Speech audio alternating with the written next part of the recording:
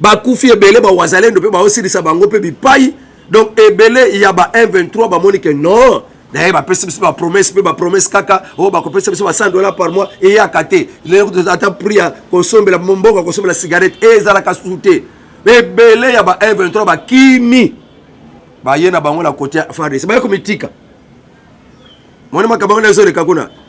Cette guerre armée rwandaise emeki kokota na kati ya RDC na mituka na bango pona kokota ba militaire po ete ba kosala incursion na mabele na biso lolenga ba mesana na tango ya Kabila na kuna ba betami na tembe ba massacre ba Rwanda na tembe eve bango déjà mbala moko encerclé wana boyoka ki oh ba betaki mundu ki mo nani militaire moko. Je vous salue tous de partout vous êtes dans les 5 continents du monde. Mes salutations à tout le monde. Je vous invite à s'abonner pour ceux qui ne sont pas encore abonnés. Je vous invite à aimer l'émission. Aimer l'émission, ça sera une bonne chose, c'est ma demande. Je vous invite à partager l'émission. Celui qui n'a pas l'information, donnez-lui l'information. Informer, c'est former. Je salue aussi le boss, Papa Alvin Béa, qui est le nôtre et personnellement les miens. Je salue aussi les autorités et les étudiants de l'Université libre de Luozi, ILL. Je salue aussi les ressortissants de Ndandanga, un village de Luozi, dont les gens se sont rassemblés pour soutenir les 145 territoires, développement des 145 territoires. Je salue aussi les étudiants et autorités de l'ISTEM Lubumbashi et mes frères et sœurs au niveau des MAG dans l'Ituri. Je vous aime beaucoup. Salutations à tout le monde, peuple congolais. Nous sommes en train d'honorer la francophonie. La francophonie, c'est l'ensemble des pays qui parlent français sont rassemblés dans une organisation internationale de francophonie. On appelle ça OIF. C'est pour cette raison que nous sommes là pour parler dans un premier temps, dans mon premier sujet, de la francophonie. Comment le président de la République, le président Félix Tshisekedi a ouvert les jeux de la francophonie. C'est pourquoi, pour honorer la langue française, je commence d'abord par le français. Hein? Avant d'entamer notre émission en lingala. Alors c'est pour cette raison que je voudrais vous parler de la francophonie. Le président de la République présent, Félix Tshisekedi, qu'on appelle Fachi Béton, a fait preuve réellement qu'il est béton en organisant quelque chose d'inorganisable. Ça fait beaucoup de temps, la RDC n'a pas pu organiser même une compétition sportive, mais à l'époque, au régime de Papa Fachi Béton, on a pu organiser les 9e Jeux de la francophonie. La chose triste, c'est que la secrétaire générale de la francophonie n'a pas pu se présenter pour des raisons personnelles. Elle a dit qu'elle n'a pas été invitée, qu'elle n'a pas reçu une invitation. Est-ce qu'on peut appeler, on peut inviter Infantino, président de la FIFA, dans une compétition sportive au Cameroun, quel que soit dans quel pays? Est-ce que ce pays peut lancer une invitation au président de la FIFA? Alors il faut déjà dire qu'il a fui parce que s'il venait, le peuple congolais n'allait pas le laisser tranquille. Il y aurait des injures, des paroles qui ne seraient pas vraiment agréables à écouter. Donc c'est pour cette raison que nous disons merci de votre absence. Vous avez bien raisonné de ne pas venir. Madame Loïse Mouchikiwabo, absente numéro 1 à notre 9e G de la francophonie. C'était très bien passé. Le jeu de la francophonie représente la solidarité des francophones envers les Congolais victimes d'une agression injuste et de pillage massif des richesses naturelles de la République démocratique du Congo. Ce sont des paroles du président Félix Tshisekedi à l'ouverture du 9e G de la francophonie. Bon, bien, discours du président Konzamboka.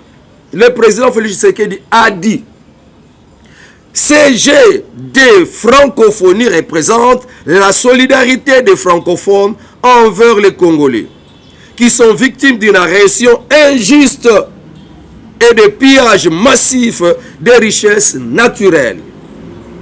Le président de la République, président Félix Tshisekedi Tshilombo, a remercié les États qui ont répondu à leur participation à cette rencontre.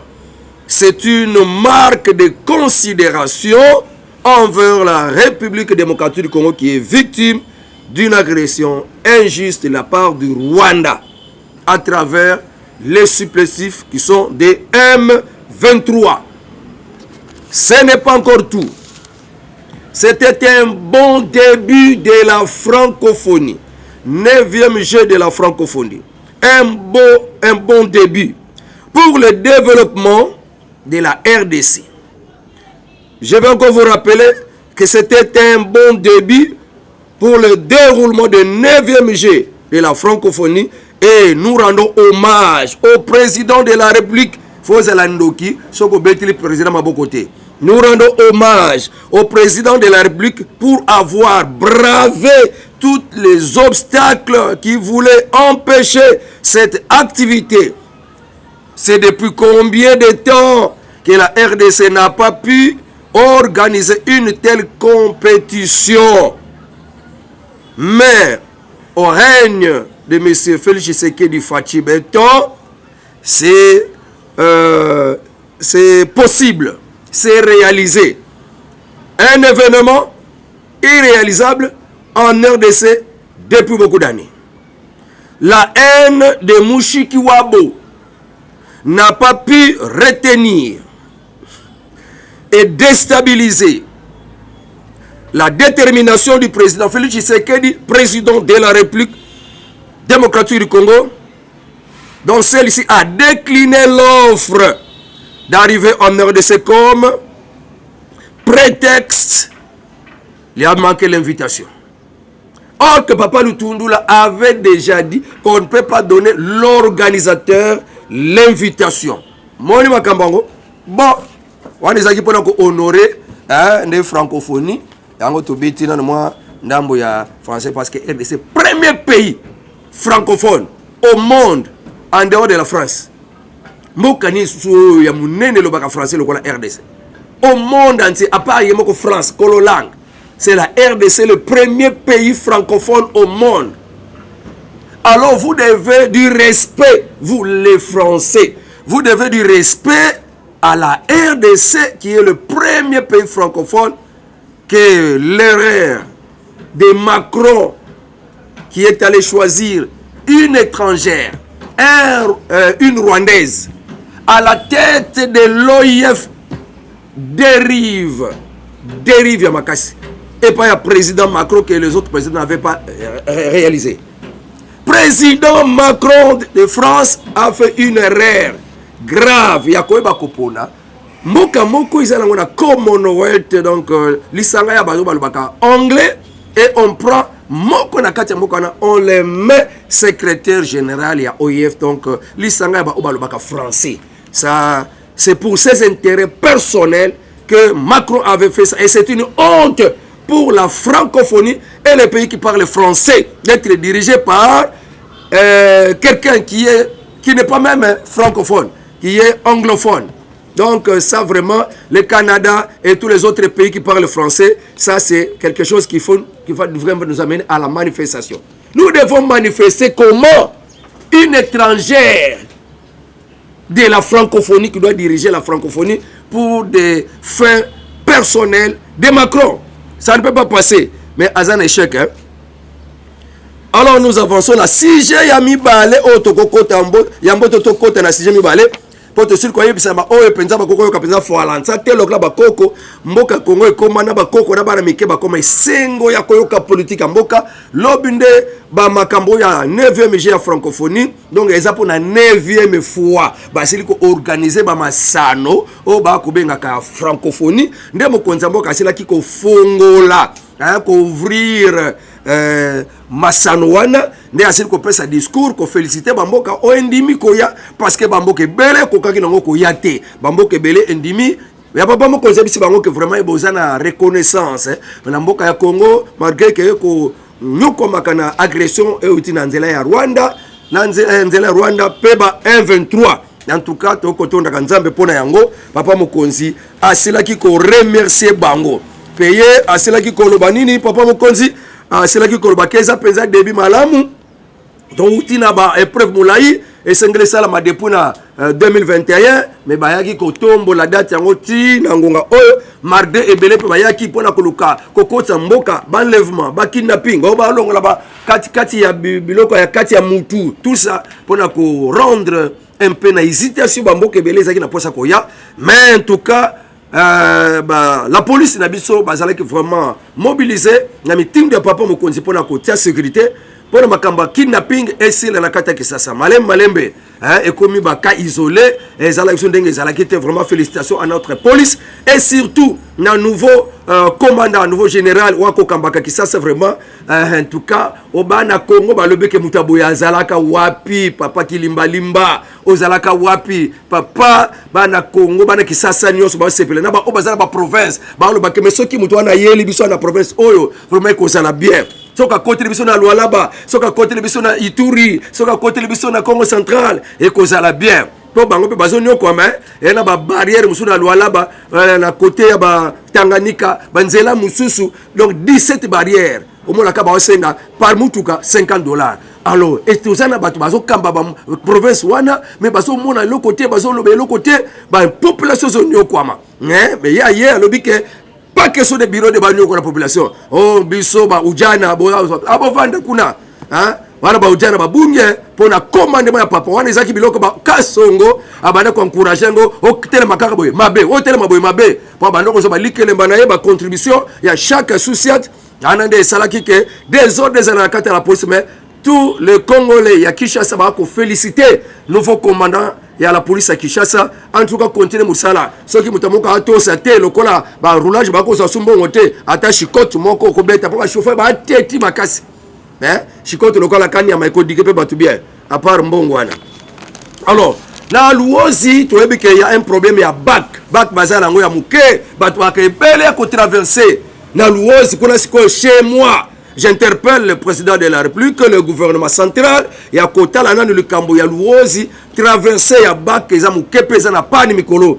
Tala batu nenge ba wela moi hors bord ya muke, ça sont des risques ya population baza penza exposé na kati ya mai ba mbonge ko tomboka.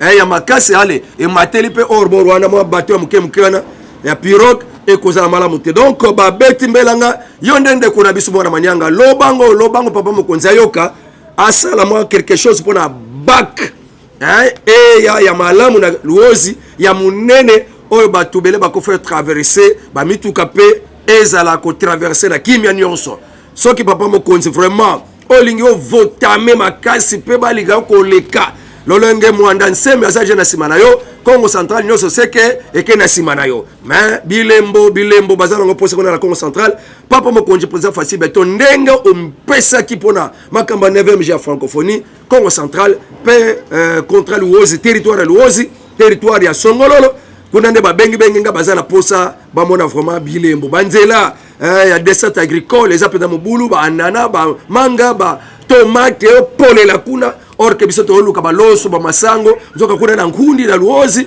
ba masango zo sala makone moye comme na kisa sezate na kasi avant de traverser luozi ko kasi moi territoire moko nani ba espace moko ba benga ka kasi ba manianga ya kasi ba azawana bazana posa nzela ezala malamu pona babimisa biloko vraiment kisa sezala bien inondé na biloko oleka atobenga ka biloko uta poto non on ne produit pas on produit mais défaut de route de envoyer ça là que biloko komate c'est pour cette raison dans lingi un peu topé sa situation ya guerre bon kabande konanga balandi ya chaîne obolinga kamingi yoka base la voix céleste nde makambo awande la voix céleste esika mona manyanga beta kabiloko pona ya sans formol pe ya kozanga okoyoka na RTNCT okoya koyoka na yoka base biloko 4 ya ba secret penza yoka makambo na naye siko ya makambo na kundoli na Siama Belé pour na pesa yango sur situation ezoleka na kati ya est de la République pour na makamba bitumba.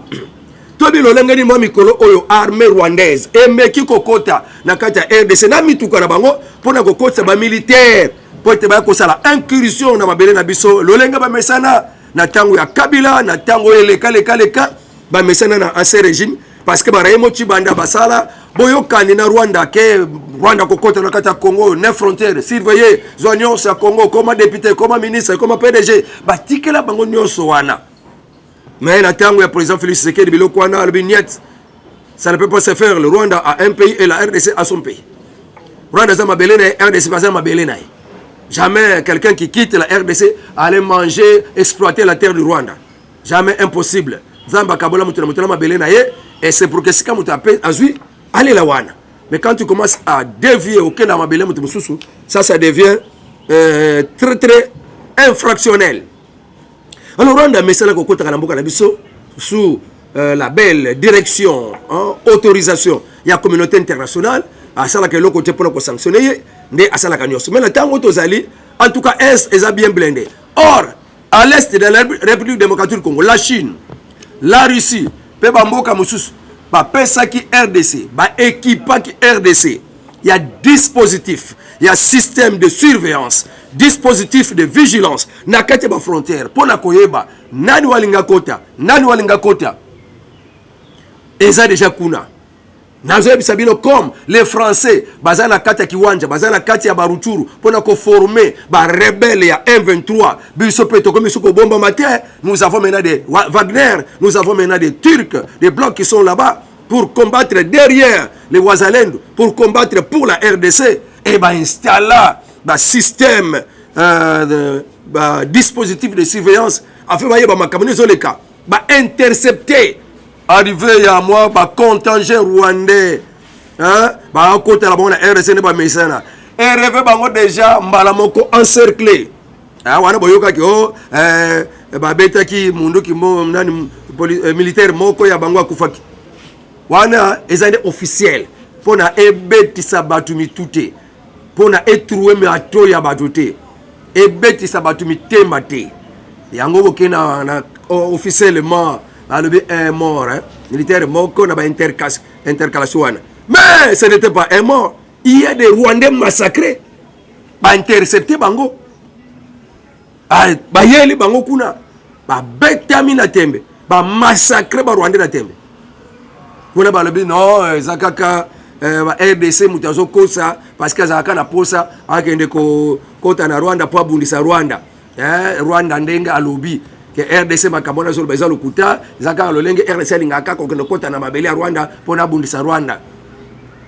Oh bakufi Kagame ne veut pas dire ça dans son pays que ba militaire ne ba kufi su ba me camper magie ba me camper ba force ya RDC est-ce que za ndenge nini me bakutani bakutani nango na ebite lobi bakoyana ba mesure mususu alors na benga RDC a se mobiliser sur ndenge mususu pona ko tia penza barrière kuna.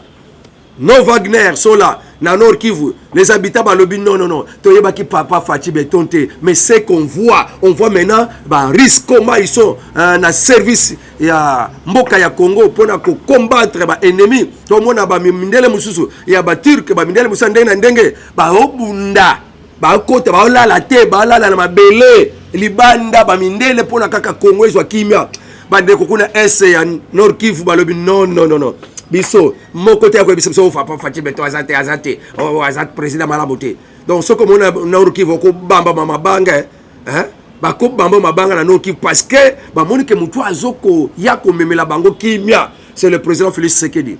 Mettez confiance. En tout cas, je ne sais pas pour ce qu'il est haïs. En quoi vous les haïssez? Parce que vous les opposants, vous êtes en contact avec Kagame, le M23. Et vous n'avez pas honte de venir dire que nous sommes des opposants, nous voulons organiser, nous voulons faire du bien à la République. Et où tu vas faire du bien? Vous travaillez avec les M23, vous parlez, vous avez des conversations avec Kagame, les officiers, il y a Rwanda, et vous vous dites des opposants. Mais Kagame travaille à travers les opposants. Kagame aébélé la Congo à travers maintenant les opposants. C'est pourquoi les opposants d'aujourd'hui, c'est vraiment dans les mains des Occidentaux, comme Kagame, Azal Maboko Occidentaux. bakufi ebele ba wazalendo pe ba osilisa bango pe bipai. Donc ebele il y a ba M23 ba moni que non. D'ailleurs ba pesa biso ba promesse kaka o ba kopesa biso ba $100 par mois et ya kate. Les attend prix à consommer la momboko consommer la cigarette et za la kasouté. Ebele ya ba M23 ba kimi. Ba yena bango na côté FARDC. Ba komitika. Moni makabanga na zo de kakuna. Cette guerre va terminer de soi-même. FARDC kuta côté le pentala bitumbate. Kagame abeli ki pelekes. Comme on a kaka ba armée démonstration de force ya FARDC. Ya FARDC. Même Brazzaville la bangue. Na makamana bela Brazzaville, on Brazzaville accord na Rwanda, Brazzaville accord na Rwanda. Zoka Brazzaville, na zobi semina bandi ko Brazzaville, vous êtes des nôtres. Les Bakongo sont là, les Bangala sont là. Les colons la carte RDC Zakuna. Mais vous allez prendre faire relation na Batuchi et vous ne savez pas na projet Batuchi bazala Karango.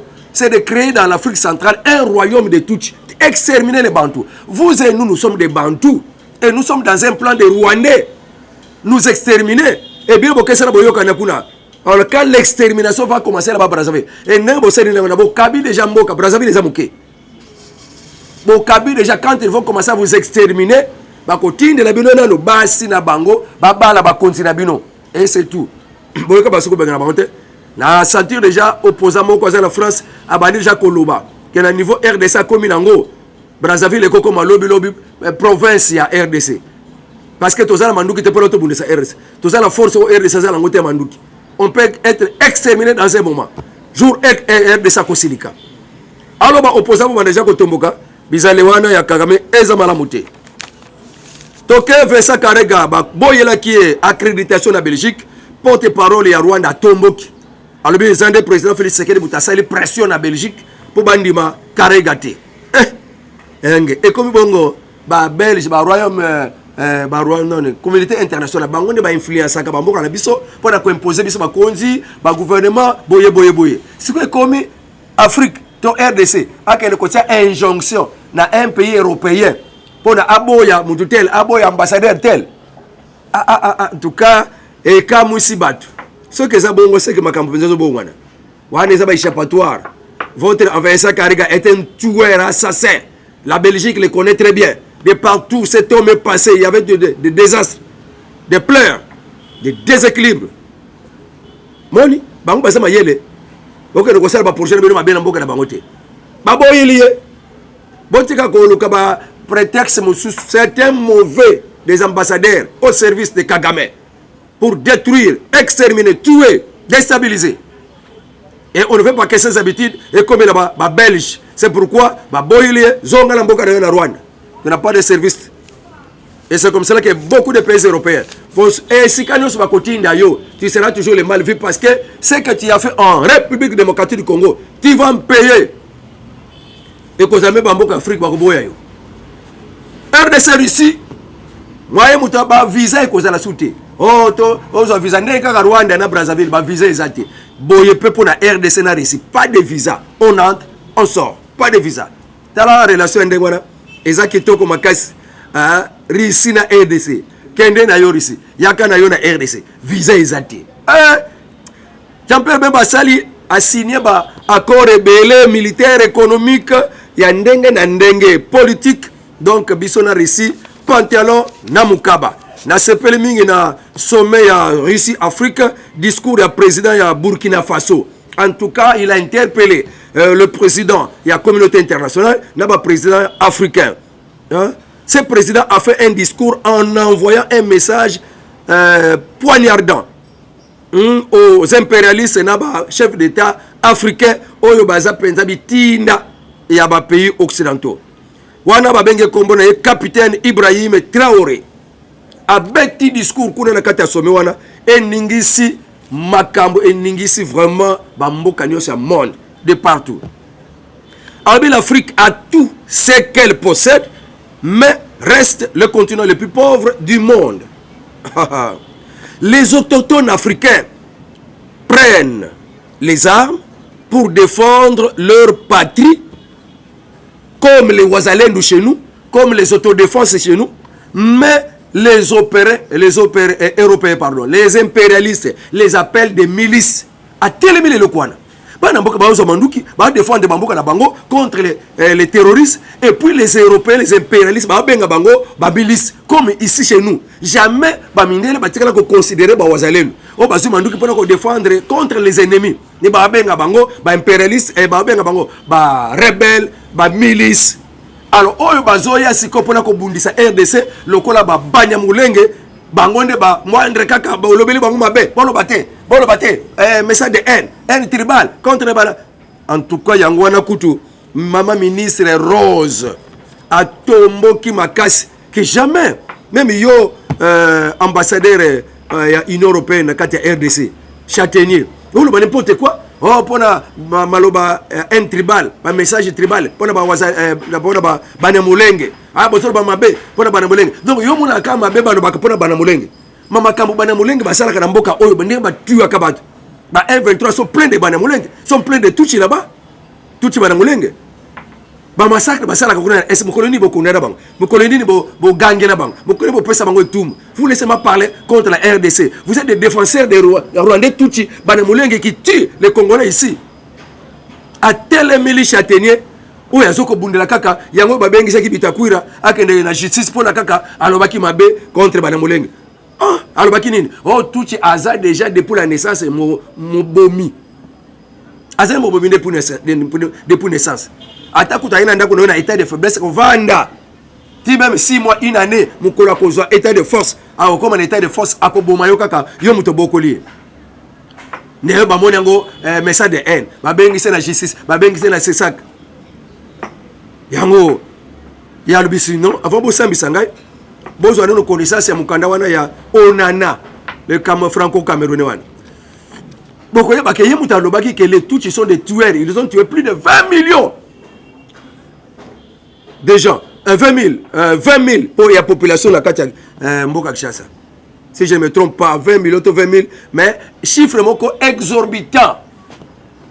12 millions à 20 millions, il y a bateau babomi déjà la Katia Mboka Nabiso. Batouti Rwandais, Wana. Ce qui est courant, ce sont des assassins, sont des criminels dès leur naissance. Batouto Yamba, le club réfugié. Après, tu vas baloquer les bisous. C'est que ce sont des assassins dès leur naissance. Namakine na bango, basa babomi. Quelle parole de haine est ça qu'on a? À la fois qu'il y a de justice, et bon, on mukanda wana onana. Alors maman Rose, Moutombo ministre de la justice à Téléméra Kibango, c'est une bonne chose vraiment. Alors que les présidents africains, oh bazabi tibana betinda ya ba européens, va prendre conscience. Va prendre conscience. Les autochtones prennent les armes pour défendre leur pays et les impérialistes les appellent des milices. Mais en Europe, de tels gens qui prennent les armes pour défendre leur territoire, on les appelle des patriotes. Évitez de se comporter en marionnettes les présidents africains. La victoire est à notre peuple, la patrie ou la mort. Nous vaincrons. Il y a Ibrahim Traoré, capitaine Ibrahim Traoré. Cherbe Okende, voilà pour celui-là, d'après Francis Kalombo, le suspect, Oyoba présenté qui paye à procureur général à la cour de cassation. Le suspect que la justice prétend détenir, c'est le garde du corps de défunt. Il ne peut pas être le vrai assassin de Cherbe Okende parce que c'est son beau-frère. Francis Kalom, tu défends quelqu'un. Oh, ezake munduki ne mutu bomaki mutu yango ne munduki ne zaki la kati. Ce qui a kobo mayete, ce qu'on a muta bomaki chéri Francis Kalombo, porte-parole adjoint ya ensemble ya Katumbi. Ya mutazolo bango la kati Top Congo. Que ezabongo te makambo justice azoloba de bazoloba ke ono Foueza la kaka et garde wala mutabomaki ezabongo te parce que garde akobo mayete azabo frère. Moi si kuta bomaka mbale daye. Les qui bomaka kutu grand frère nae papa ku nani papa ebele baboma bana na bango to bana ebele baboma papa na bango quand bon beau frère théorie moko diabolique imaginez donc non fondé pas pensa mo sika puis tu défends l'indéfendable pour dire que vous connaissez la chose binonyo sonne bozawan vous avez incriminé le président de la République pour bakamango tanka bimaki oh vous êtes vous-même à la base bon comme sikoko ko lela bon bozo moi c'est abatu bon même en Italie Katumbi alingazo moi c'est abatu veuve na bana amemba bango na Canada ake bomba bango kuna. Pourquoi? Bon, Koseli Onyemba comme yende représentant ya famille ya Mubali banda kosala kabi ba déclaration bozoba. Or que ça c'est défendre l'ensemble au lieu de défendre la famille biologique. La famille ba te pantani mbongo tamboli ba to bele ba komi ko boudel. Non non non non. On ne peut pas être piétiné na batu ya Katumbi. Donc tala makambo zo le kakuna pona makambo ya Chéribe okene mbongo zo tamona na famille. Pona ba fina ba bimisi Laurent Onyemba qui n'est pas de la famille. As avocat, membre to conseiller principal ya Katumbi. Ba ke bimisaye akomi ko sa ba déclaration de singulité. Ba komi ko boya ba autopsie, kaka ba monisco ba ya, kaka ba mindele ba ya. Donc ça c'est vraiment regrettable. Ba komi ko mi monisa déjà bango moko. Comment depuis 14 heures, tu dis déjà que on va enlever mutu. Mais mutu na ba enlever. Ça veut dire quoi? C'est déjà quelqu'un qui dit déjà que on a enlevé Chéribin na 14h19.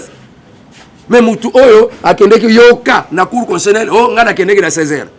Et toi comment tu as dit ça na 14h? Et puis Moutabo ya vendre peu vivant et justice va bien que ça est. Mais le premier suspect d'abord ndé cause la yé. Est-ce que ba kangama ba chauffer na garde? Yé pas ba journaliste wana faut ba kangama. Comment tu dois proclamer, tu dois dire que il est enlevé. C'est que c'est prémédité. En tout cas, tu comme la personne à Souka, on est ça qui dit message oh moi la manière nga pesa qui pour la population congolaise pour mon lelo. Donc la kati ya Essengo malgré que RDC ba na ya moins de 20 ans na makamba ndembo ba polaki na bango na Benin. Mais biso ezaka récite kaka récite ezala. Atato poli ata mais toza kunate récite ezala total jusqu'à la fin. Nzamba pambola bino avec Dieu nous ferons des exploits. Au revoir et à la prochaine. Baba ikumani anga Kiambote kuna mani anga kuna luozi kuna ntendezi Kiambote kino. Les défenseurs des Rwandais Tutsi Banemulenge qui tue les Congolais ici. A tel milice atenier ou yazoko bundela kaka yango babengisa ki bitakwira akende na justice pour la kaka alobaki mabe contre Banemulenge. Oh alobaki nini? Oh Tutsi aza déjà depuis la naissance mobomi. Azan mobomi depuis naissance. Atakuta ina ndako na état de faiblesse ko vanda. Ti même 6 mois une année mukolo akozwa état de force a comme un état de force akoboma yo kaka yo muto bokoli. Ne ba monango message de haine. Ba bengise na justice, ba bengise na sesak. Yango ya lubisi non avant bo sambisa ngai. Bozo ana no connaissance ya mukanda wana ya Onana le franco-camerounais wana. Beaucoup de que les Tutsis sont des tueurs. Ils ont tué plus de 20 millions de gens. 20 000 pour la population de la Katia Mboka Kishasa. Si je ne me trompe pas, 20 000, 20 000. Mais chiffre exorbitant. 12 millions à 20 millions. Il y a bateau babomi déjà la Katia Mboka Nabiso. Batouti Rwandais. Wana. Ce qui sont des assassins, sont des criminels dès leur naissance. Réfugiés. Après, tu vas baloquer les bisous. C'est que ce sont des assassins dès leur naissance. Quelle parole de haine est ça? À la fois qu'il y a de justice, alors, Maman Rose, mon ministre de la Justice à Téléméra Kibango, c'est une bonne chose vraiment. Alors que les présidents africains, européens, vont prendre conscience. Va prendre conscience. Les autochtones prennent les armes pour défendre leur pays et les impérialistes les appellent des milices. Mais en Europe, de tels gens qui prennent les armes pour défendre leur territoire, on les appelle des patriotes. Évitez de se comporter en marionnettes les présidents africains. Hein? La victoire est à notre peuple, la patrie ou la mort. Nous vaincrons. Il y a Ibrahim Traoré, capitaine Ibrahim Traoré. Chéribe Okende, on a consulté ça. D'après Francis Kalombo, le suspect, Oyo va présenter qui paye à procureur général à la cour de cassation. Le suspect que la justice prétend détenir, c'est le garde du corps de défunt. Il ne peut pas être le vrai assassin de Chéribe Okende parce que c'est son beau-frère. Hey, Francis Kalom, tu défends quelqu'un. Oh, ezake munduki ne mutu bomaki mutu yango ne munduki ne zaki la kati. Ce qui y a comme bomayete, ce qu'on a muta bomaki chéri Francis Kalombo, porte-parole adjoint ya ensemble ya Katumbi. Ya mutazolo bango la kati Top Congo. Que eza bongo te makambo ici ça zoloba de bazoloba ke ono faut ezala kaka et garde wala muta bomaki eza bongo te parce que garde akobo mayete aza beau frère. Moi si kuta bomaka mbale daye.